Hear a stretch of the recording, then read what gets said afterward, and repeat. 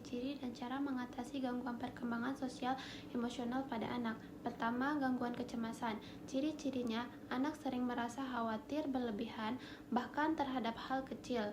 Menghindari situasi sosial seperti berbicara di depan kelas atau bermain dengan teman. Sering mengeluh sakit fisik seperti sakit perut atau kepala tanpa sebab medis yang jelas. Mudah menangis atau terlihat tegang dalam situasi tertentu. Nah, cara mengatasinya, berikan rasa aman dan dukungan emosional. Ajarkan anak teknik relaksasi seperti pernapasan dalam. Dorong anak untuk menghadapi rasa takut secara bertahap dengan bimbingan. Jika gangguan terus berlanjut, konsultasikan dengan psikolog anak. 2. Gangguan pemusatan perhatian dan hiperaktivitas.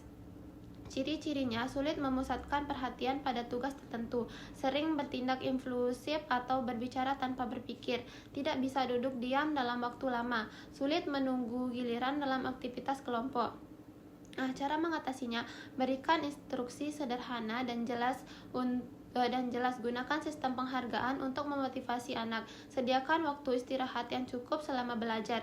Jika perlu, konsultasikan dengan dokter atau ahli terapi untuk intervensi khusus. 3. Gangguan perilaku. Ciri-cirinya, anak menunjukkan perilaku agresif seperti berkelahi atau merusak barang, tidak patuh terhadap aturan atau otoritas, sering berbohong, mencuri, atau melanggar norma sosial. Cenderung tidak menunjukkan rasa empati terhadap orang lain. Nah, cara mengatasinya, berikan aturan yang jelas dan konsisten di rumah dan sekolah. Terapkan konsekuensi logis untuk perilaku yang tidak baik. Latih anak untuk mengenali dan mengelola emosinya. Cari bantuan profesional seperti konselor atau terapis. 4. Gangguan autisme spektrum. Ciri-cirinya sulit menjalani kontak mata atau menunjukkan ekspresi emosional. Kesulitan memahami aturan sosial atau bermain bersama teman. Menunjukkan perilaku berulang seperti menggoyangkan tubuh atau mengulang kata, tidak merespon ketika dipanggil atau sulit berbicara dalam konteks sosial. Nah, cara mengatasinya, terapkan pendekatan terapi khusus seperti terapi wicara atau terapi okupasi. Gunakan alat bantu visual untuk membantu komunikasi. Berikan waktu dan ruang bagi anak untuk menyesuaikan diri. Libatkan spesialis perkembangan anak untuk mendukung tumbuh kembangnya. 5. Gangguan depresi.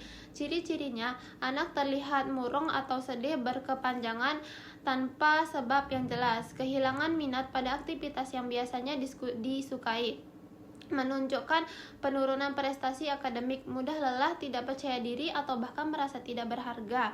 Cara mengatasinya, dengarkan anak tanpa menghakimi dan berikan dukungan emosional.